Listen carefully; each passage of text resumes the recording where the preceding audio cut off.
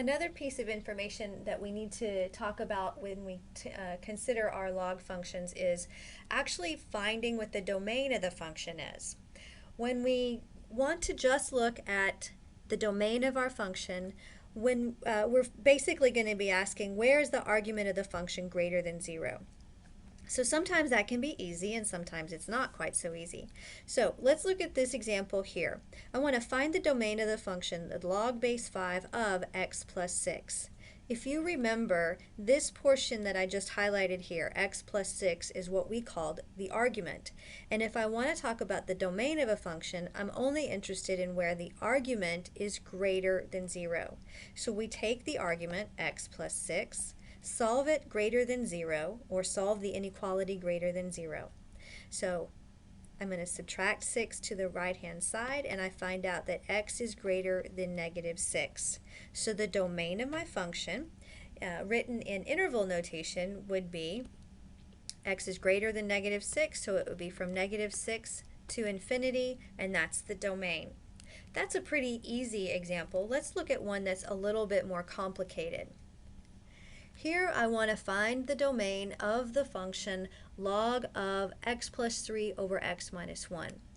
Again, this portion right here is considered the argument. And what do you notice about that argument? It's a rational function. So when I solve this rational function, x plus 3 divided by x minus 1, I'm going to set it greater than 0 and solve. From a previous section when we did rationals and polynomials, we have a series of steps we have to now go through in order to solve the inequality for greater than 0.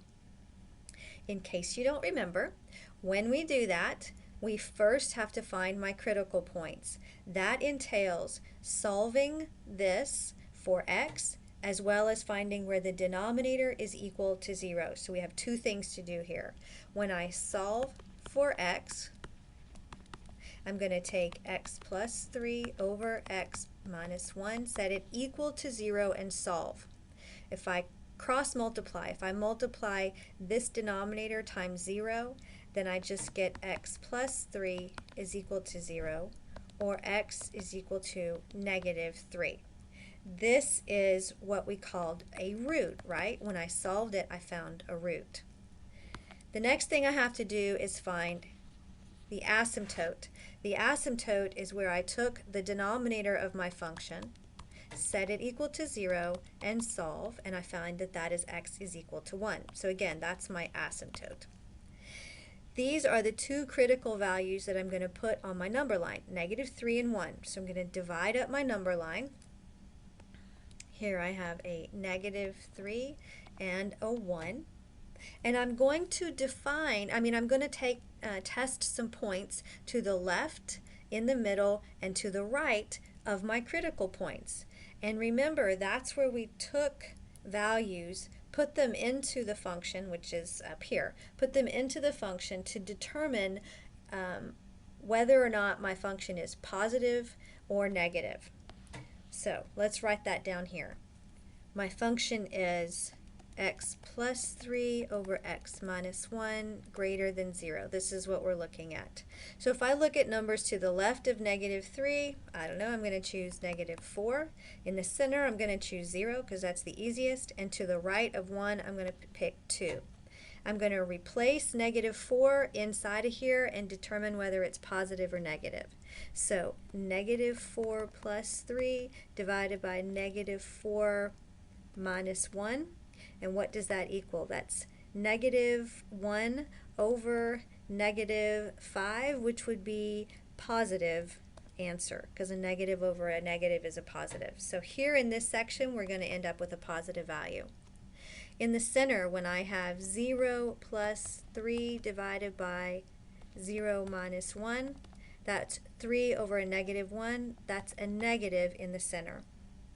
And on the right-hand side, 2 plus 3 over 2 minus 1. This is 5 over 1, which is positive. So where is my function greater than 0? Because that's what I'm looking for, right? Where the argument of my function is greater than 0. That tells me the domain.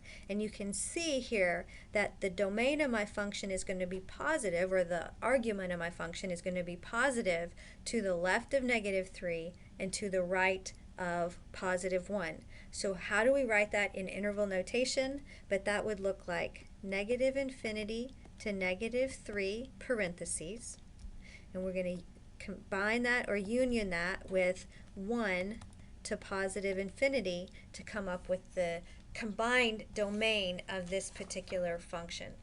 So you can see that when you're looking at and you're being asked to find the domain of a log, again, we're only interested in where the argument is greater than 0.